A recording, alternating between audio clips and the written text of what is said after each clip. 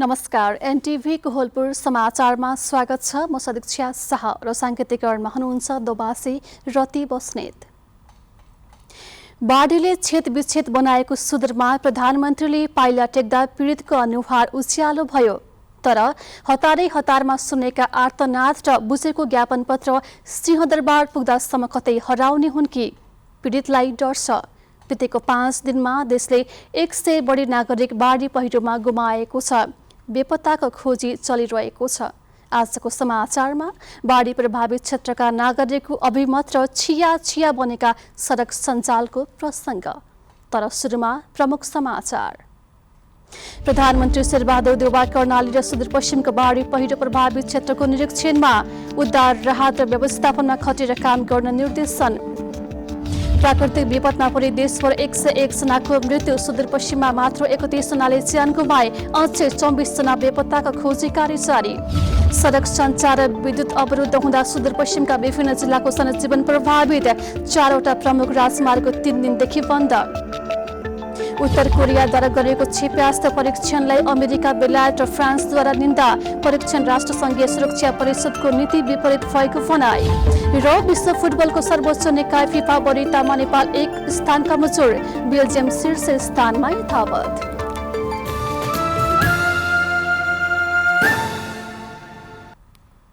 समाचार अब विस्तारमा। प्रधानमन्त्री शेरबहादुर देउवाले बाढी पहिरो र वर्षाले कर्णाली र सुदूरपश्चिम प्रदेशका विभिन्न जिल्लामा पुर्याएको क्षतिको स्थलगत निरीक्षण गर्नुभएको छ। कर्णाली प्रदेशमा पुर्याएको क्षतिको अवस्था बुझेर सुदूरपश्चिम पुग्नुभएका प्रधानमन्त्री देउवाले सुर्खेत, डोटी, बसाङ, बैतडी, डडेलधुराका विभिन्न बाढी पहिरो प्रभावित क्षेत्रमा पुगेर नागरिकलाई तत्काल उद्धार तथा सुरक्षित स्थानमा व्यवस्थापन गर्न प्रमुख जिल्लाधिकारी तथा सुरक्षा प्रमुखलाई निर्देशन दिनुभएको छ। बाढीबाट प्रभावित भएकालाई सरकारले राहत दिने तथा बाढी पहिरोले घर भत्किएकाहरूको घर निर्माणको लागि आर्थिक सहयोग दिने प्रधानमन्त्री देउवाले बताउनुभयो। प्रधानमन्त्री देउवाले कर्णाली प्रदेश सरकारका मुख्यमन्त्री महेन्द्र बहादुर शाही सहित विभागीय मन्त्रीहरूसँग समेत भेटेर छलफल गर्नुभएको छ। बाढी प्रभावित क्षेत्र सुदूरपश्चिमको डोटीमा पुगेर प्रधानमन्त्री देउवाले पहिलो चरणमा उद्धार राहत र व्यवस्थापन प्रभावकारी बनाउन जिल्ला स्थित निकायलाई निर्देशन दिनुभयो। बाढी पहिरोले ठूलो क्षति पुर्याएको बचाङको चैनपुरमा पुगेर प्रधानमन्त्रीले बाढी र पहिरो पीडितहरूको अनुगमन गर्नुभएको छ। प्रधानमन्त्रीले बचाङको थलारा गाउँपालिका स्थित डिक्ला, सेती नदी आसपास क्षेत्र, सदरमुकाम चैनपुर लगायतका क्षेत्रको अवलोकन गर्नुभयो। यस्तै आज बैतडीको सिगास गाउँपालिकाको ढुङ्गाट गाउँ लगायत अन्य क्षेत्रका प्रभावितहरूका लागि सरकारले केही निर्णयहरू गरेको र आवश्यकता अनुसार थप निर्णय गर्ने बताउनु भएको छ। प्रधानमन्त्री देउवा आजै डडेलधुरा पुग्नु भएको थियो। बाढी पहिरोबाट पूर्ण रूपमा विस्थापित भएका परिवारलाई राहत स्वरूप पहिलो प्राथमिकतामा राखेर लुगा, कपडा, खाना र बस्ने कुराको व्यवस्थापनको लागि पहिलो प्राथमिकतामा राखेर काम गर्न निर्देशन समेत दिनुभएको छ।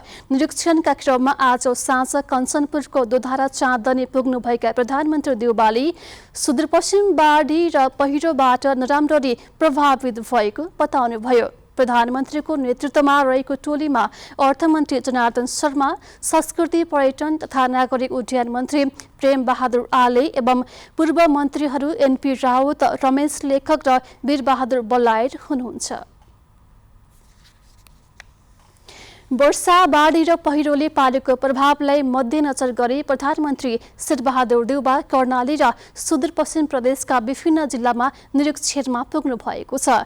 यसै सन्दर्भमा आज हामीले डोटीका नागरिकलाई प्रधानमन्त्रीको जिल्ला भ्रमण कस्तो लाग्यो भनेर सोधेका छौँ। हेरौँ आजको आवाजमा।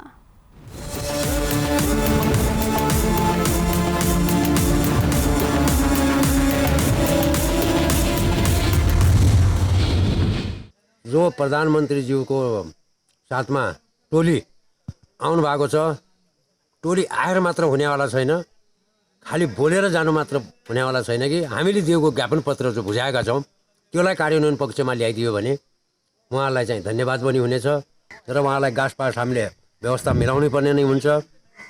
अबको लागि उहाँहरूको जग्गा सरकारले किन्ने होस् या कहीँ हाम्रो ऐलानी जग्गा होस् या कहीँ के भन्छ सामुदायिक वनको जग्गा उपयुक्त हुन्छ भने त्यो ठाउँमा हामीले उहाँहरूलाई पानी पुर्याएर खाद्यान्न पुर्याएर ट्रस्टैका पनि भवन बनाएर उहाँहरूलाई निर्धक्कसम्म पछि हाम्रो जग्गा खरिद बिक्री प्रक्रिया आफ्नो सिस्टममा जाला आफ्नो ठाउँमा छ उहाँहरू हामीले अब घर पायौँ जग्गा पायौँ अहिले हामी ट्रस्टको भवनमा पनि हाम्रो टाइम पास गर्न सक्छौँ भन्ने उहाँहरूलाई निर्धक्क आवास बनाउन सकियो भने प्रधानमन्त्रीज्यूले अनुगमन गरेको यो आफ्नो सुदूरपश्चिमको भ्रमण सफलता पाउने हुनेछ। तत्काल चाहिँ तपाईँको सुरक्षित जग्गामा लगेर राखिदिनुपर्छ। अनि अर्को कुरो स्वास्थ्यको कुराहरू जति समस्या परेका छन् र पीडितहरू छन् अङ्गभङ्ग भएका छन् उनीहरूलाई चाहिँ सही उपचार र छिट्टै तत्काल गर्नुपर्छ र खाद्यान्नकोमा भोगै भएको जसको समस्या छ उसलाई चाहिँ तत्काल खाद्यान्नको व्यवस्था गरिदिनुपर्छ। अनि मलाई यो चाहिँ काम चाहिँ राम्रो लागिरहेछ। प्रधानमन्त्री आफै नै आएर बाढी पीडित क्षेत्रमा आएर घुम्दै हुनुहुन्छ। अब जुन बाढी पीडित छन् उहाँहरूलाई घाँस बाँस र कपासको लागि सबभन्दा महत्त्वपूर्ण जिम्मेवारी उहाँले दिनुपर्ने छ, जसमा जुन बाढी पीडित भएका छन् जग्गा नभएकालाई जग्गा पुनर्वास र घर नभएकालाई घरको व्यवस्था गरिदिएमा उहाँहरूलाई धेरै धेरै धन्यवाद दिन चाहन्छु। अनुगमनको लागि आउनु भएको छ। बाढी पीडित भएको मान्छेहरूलाई अध्ययन गरेर होइन पीडित भएको मान्छेलाई जो घरै चाहिँ बाढीले असर पारेको छ पहिरो असर पारेको छ त्यो मान्छेलाई पुनर्स्थापना गरिदिनु पऱ्यो। जो जोखिम छन् त्यो जोखिमलाई अन्त सारेर तिनीहरूलाई घाँस बासको व्यवस्थापन गरिदिनु पऱ्यो। र उहाँ प्रधानमन्त्रीसहित सम्पूर्ण टोलीहरू आउनुभयो, धन्यवाद। र हामीलाई अहिले एकदमै जोखिममा छौँ होइन, हामीलाई घाँस बास कपासका साथै सुरक्षित स्थानमा बसोबास चाहिन्छ।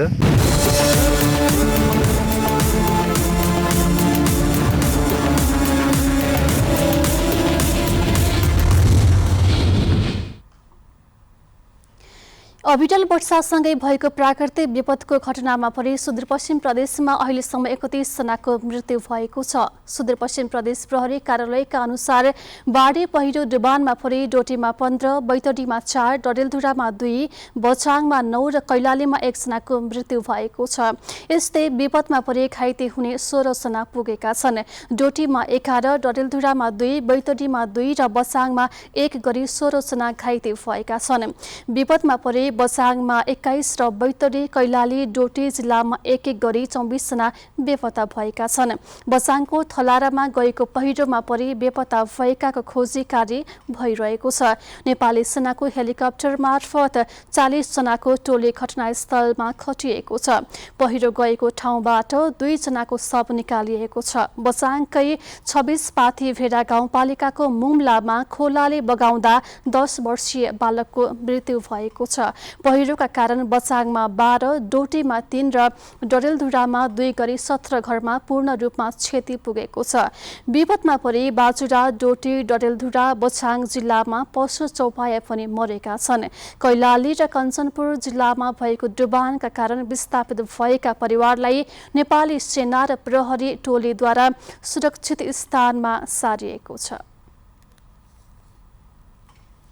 अविरल वर्षाको कारण आइतबारदेखि देशका विभिन्न स्थानमा आएको बाढी पहिरो र डुबानमा परि बिहीबार दिउँसोसम्म 101 जनाको मृत्यु भएको छ। बाढी पहिरोमा परि प्रदेश नम्बर 1 65 जना, बागमती प्रदेशमा 1 जना, कर्णाली प्रदेशमा 7 जना र सुदूरपश्चिम प्रदेशमा 31 जना गरी जम्मा 101 जनाको ज्यान गएको गृह मन्त्रालयले जनाएको छ। साथै प्रदेश नम्बर 1 मा 19 जना, कर्णाली प्रदेशमा 4 जना र सुदूरपश्चिम प्रदेशमा 17 जना गरी जम्मा 40 जना घाइते भएका छन्। घाइतेहरूलाई उपचारको लागि स्थानीय अस्पताल लगिएको छ। बाढी पहिरोमा परि प्रदेश नम्बर 1 मा 13 जना, 2 नम्बर प्रदेशमा 1 जना, लुम्बिनी प्रदेशमा 3 जना, कर्णाली प्रदेशमा 1 जना र सुदूरपश्चिम प्रदेशमा 23 जना गरी जम्मा 41 जना बेपत्ता भएका छन्। बेपत्ताको खोजी कार्य जारी छ। बाढीको कारण 2232 घर डुबानमा परेको गृह मन्त्रालयले जनाएको छ। 49 वटा घर, 8 वटा गोठ, 6 वटा पुल र 3 वटा सरकारी कार्यालयमा क्षति पुगेको छ। 139 वटा पशु चौपायाको मृत्यु भएको छ। लुम्बिनी प्रदेशका आन्तरिक मामिला तथा संचार मन्त्री तिलक शर्मा हिमालले बर्दिया जिल्लामा बाढी प्रभावित क्षेत्रको अनुगमन गर्नुभएको छ। मन्त्री शर्माले बर्दियाको बाढीबाट प्रभावित भएको क्षेत्र गेरुवा गाउँपालिका र राजापुर नगरपालिकामा बाढीले पुर्याएको क्षतिको अनुगमन गर्नुभएको हो। प्रदेशका मन्त्री संघका माननीय स्थानीय तहका प्रमुख जिल्लाधिकारी र सुरक्षा निकायका प्रमुखहरूको टोलीले अनुगमन गरेको हो।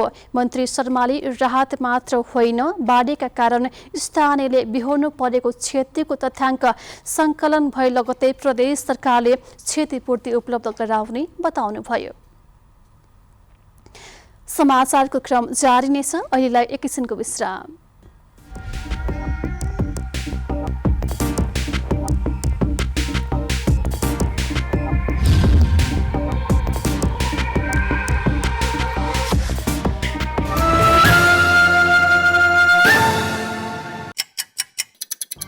हर घड़ी हर प्रहर,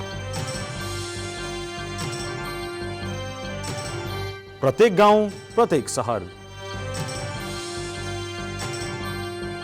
के निकट के विकट, हरेक स्थितिमा हरेक परिस्थितिमा नीति विधि र प्रतिनिधिका कुरा, प्रकृति संस्कृति र प्रविधिका कुरा, हाम्रो समाचार, तथ्य, सूचना, निष्पक्ष विचार, हाम्रो अभिभारा, तपाईको सूचनाको अधिकार।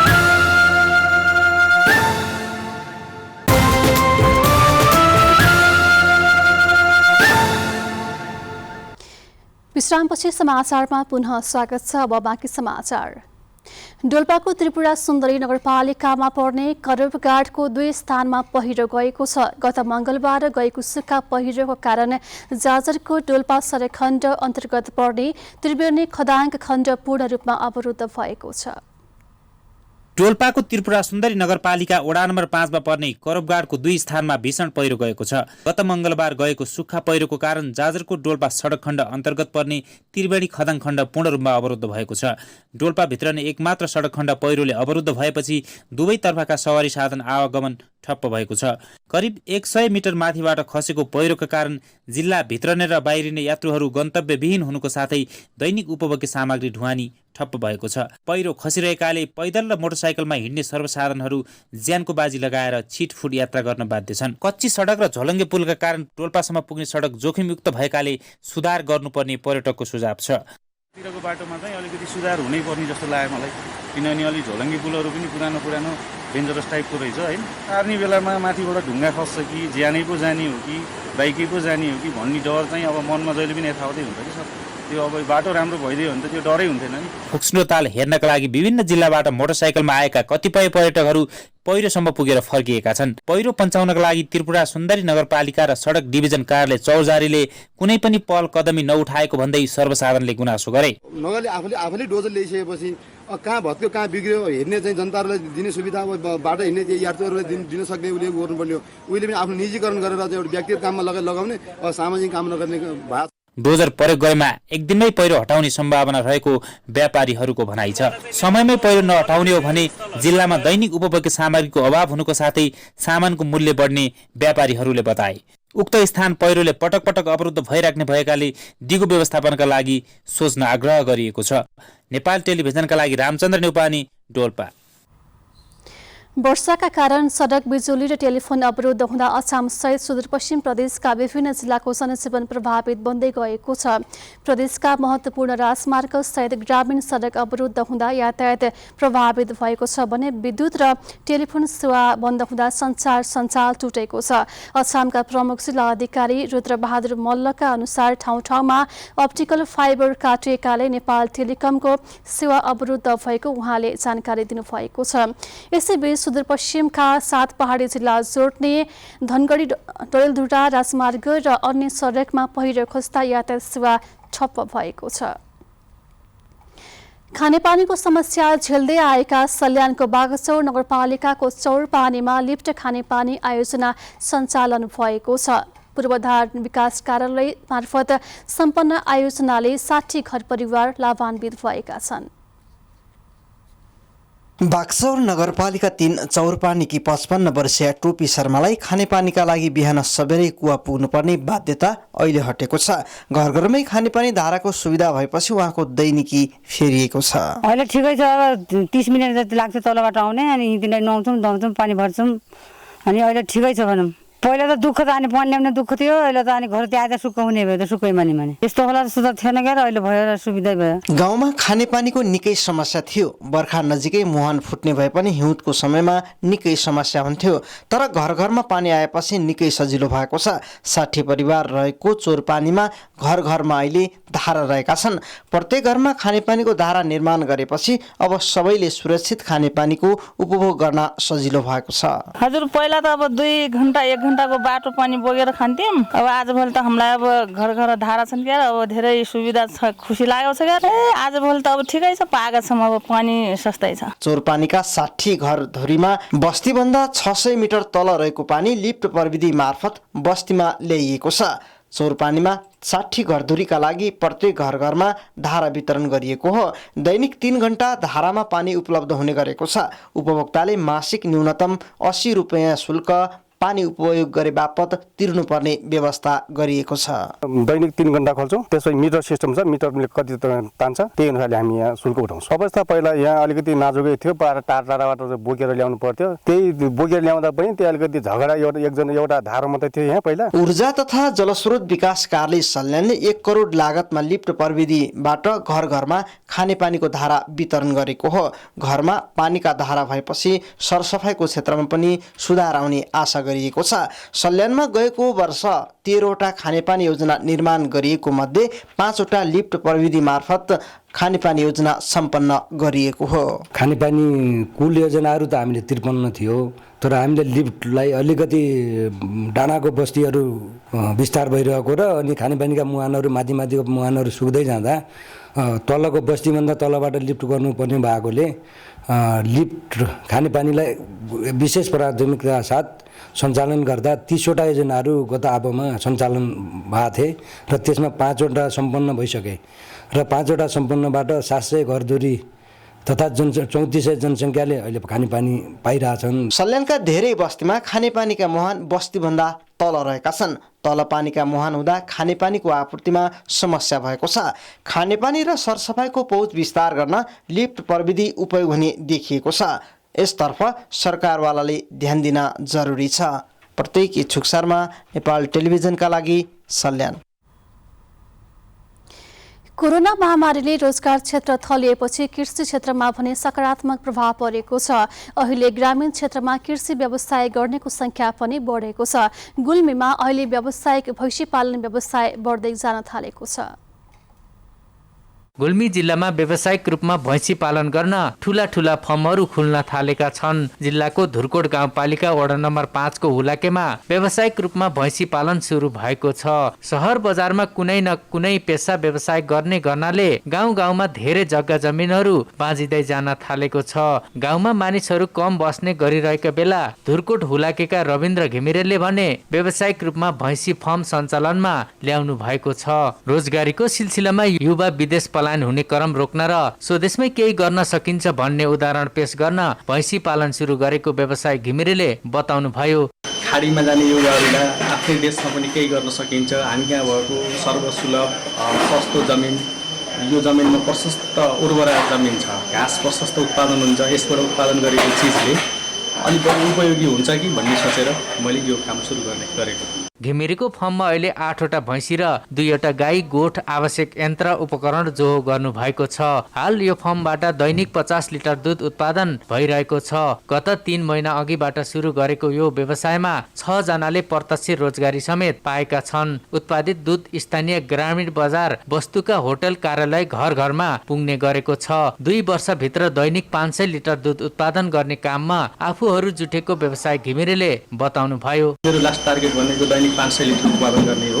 अहिले चाहिँ यही हाम्रो स्थानीय बजारमै यो जति उत्पादन गर्ने खपतै भएको छ, यसलाई चाहिँ कहीँ बाहिर लैजानु पर्यो होइन। दुध उत्पादनसँगै दुधको बजारीकरणको लागि अन्यले उत्पादन गरेको दुध पनि आफूले सङ्कलन गर्ने उहाँको भनाइ छ। फर्मलाई बढाउँदै 20 जनासम्मले रोजगारी दिने सोच रहेको उहाँले बताउनुभयो। दुध बिक्रीसँगै पनिर, छुर्पी, चीज उत्पादन गर्ने घिमिरेले बताउनुभयो। उत्पादित चीज, छुर्पी बजारीकरण गर्ने लक्ष्य उहाँको रहेको छ। बजारमा गाईको दुध भन्दा भैँसीको दुधको माग बढी हुन थालेपछि भैँसी पालन व्यवसायतर्फ आकर्षण बढ्न थालेको छ। अनिल खत्री, नेपाल टेलिभिजन, लुम्बिनी प्रदेश, गुल्मी। समाचारको क्रम जारी नै छ, एकैछिनको विश्राम।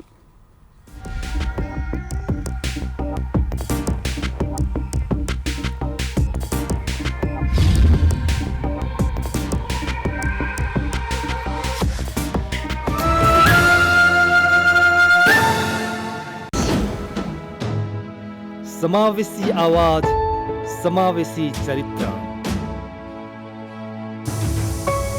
बेग्लै अस्तित्व, पहिचान सर्वत्र।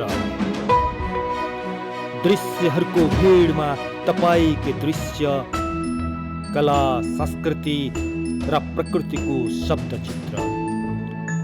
अनुहारहरूको भीडमा तपाईकै अनुहार, अनेक नेपालीको एक अनुहार। एनटिभी कोहलपुर।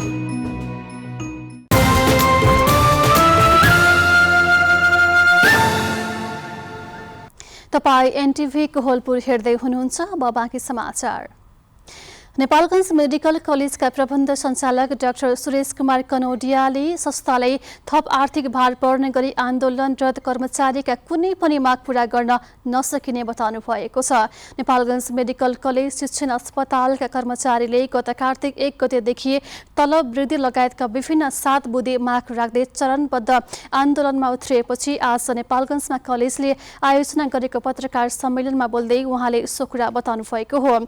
उहाँले कलेज सञ्चालनको क्रममा विद्यार्थी संख्या कटौती हुनु, कोभिड-19 को कारण एक शैक्षिक वर्षमा विद्यार्थी भर्ना नहुनु र अस्पतालमा पनि बिरामीको संख्या घट्दा संस्था निरन्तर खाटामा रहेको कारण कर्मचारीको सेवा सुविधा बढाउन नसकिएको स्पष्ट पार्नु भएको हो।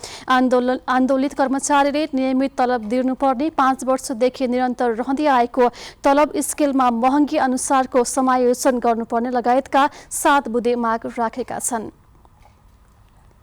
नेपालमा पछिल्लो 24 घण्टामा 545 जनामा कोरोना भाइरस संक्रमण पुष्टि भएको छ। 6586 पीसीआर परीक्षण गर्दा 470 जना र 1963 जनाको एन्टिजेन परीक्षण गर्दा 75 जना गरी 545 जनामा कोरोना भाइरसको संक्रमण देखिएको स्वास्थ्य तथा जनसङ्ख्या मन्त्रालयले जनाएको छ।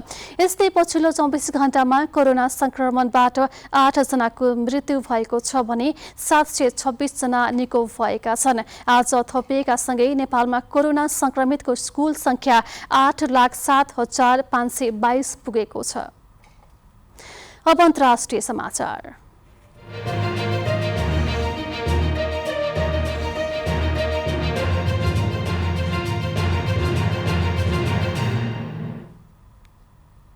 उत्तर कोरियाद्वारा गरिएको पछिल्लो क्षेप्यास्त्र परीक्षणलाई अमेरिका, बेलायत र फ्रान्सले उत्साहपूर्ण कदम भन्दै निन्दा प्रकट गरेका छन्। पनडुब्बीबाट प्रक्षेपण गर्न सकिने ब्यालिस्टिक क्षेप्यास्त्र परीक्षण गरेपछि 3 मुलुकले उत्तर कोरियाको निन्दा गरेका हुन्। राष्ट्रसङ्घीय सुरक्षा परिषदको आपतकालीन बैठक पूर्व बेलायत, फ्रान्स र अमेरिकाका राजदूतले नयाँ खाली क्षेप्यास्त्र परीक्षण उत्साहपूर्ण भनेका छन्। आयरल्यान्डले समेत उत्तर कोरियाले गरेको पछिल्लो क्षेप्यास्त्र परीक्षण राष्ट्रसङ्घीय सुरक्षा परिषद विपरीत भएको जनाएको छ। अन्तर्राष्ट्रिय प्रतिबन्धका बावजुद उत्तर कोरियाले आफ्नो आणविक हतियार कार्यक्रम अगाडि बढाएकोमा अमेरिका सहितका पश्चिमा मुलुक आक्रोशित बनेका छन्। अब आर्थिक समाचार।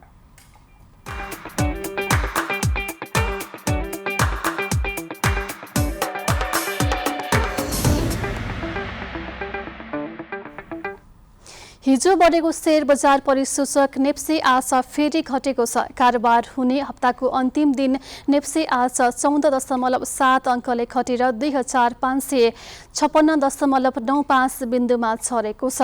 आज म्युचुअल फन्ड र अन्य बाहेक सबै समूहको शेयर ओह्रालो लागेको छ। उत्पादन, व्यापार, जलविद्युत र विकास बैंक समूहको शेयर उच्च अङ्कले घटेको छ। आज 216 वटा कम्पनीका 61,06,000 किता शेयर 2 अर्ब 63 करोड 35 लाख रुपियाँमा खरिद बिक्री भएका छन्। जोशी हाइड्रो र गुडविल फाइनान्स शेयर सबैभन्दा धेरै 5% घटेको छ। समग्र बजार घटे पनि मेरो माइक्रो फाइनान्स लघु वित्त कम्पनीको शेयर 10% बढेको छ। अब खेल समाचार।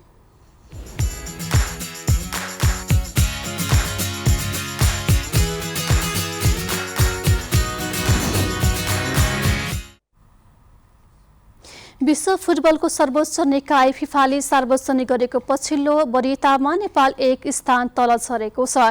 फिफाले आज सार्वजनिक गरेको नयाँ वरियतामा नेपाल 169औं स्थानमा रहेको छ। यसअघि सेप्टेम्बरमा सार्वजनिक वरियतामा नेपाल 168औं स्थानमा रहेको थियो। मालदिप्समा अक्टोबरको 1 देखि 15 तारिकसम्म भएको साफ च्याम्पियनसिपमा पहिलो पटक फाइनलमा पुगे पनि नेपालको वरियता भने खस्किएको छ।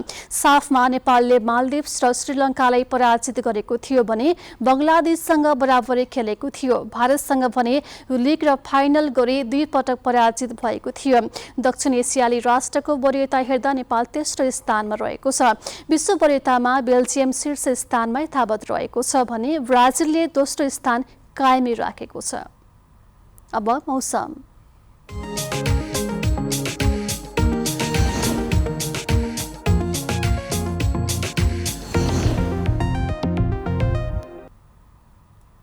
देशभर आंशिकदेखि सामान्य बदली रही प्रदेश नम्बर 1 बागमती र गण्डकी प्रदेशका थोरै स्थानमा र बाँकी प्रदेशका 1 वा 2 स्थानमा मेघ गर्जन चट्याङ सहित हल्का वर्षा भयो। आज राति पनि देशभर आंशिकदेखि सामान्य बदली रही प्रदेश नम्बर 1 र गण्डकी प्रदेशमा मेघ गर्जन चट्याङ सहित हल्का वर्षाको सम्भावना छ।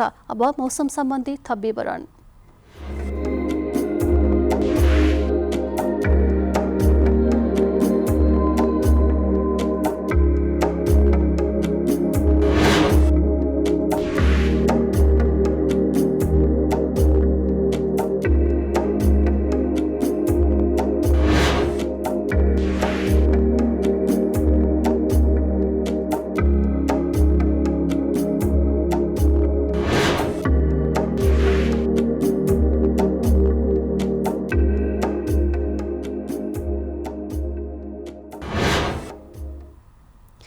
समाचारको अन्त्यमा प्रमुख समाचार पुनः एकपटक।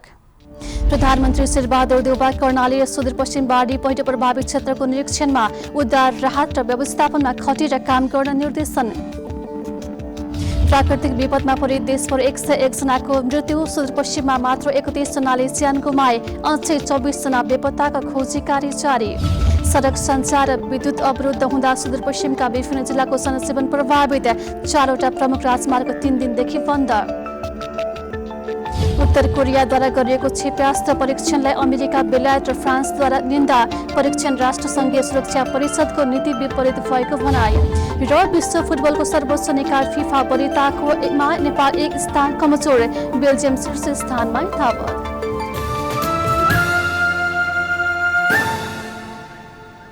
हवस् त अहिलेलाई समाचारको सिलसिला यति नै। बिदा दिनुहोस्। नमस्कार।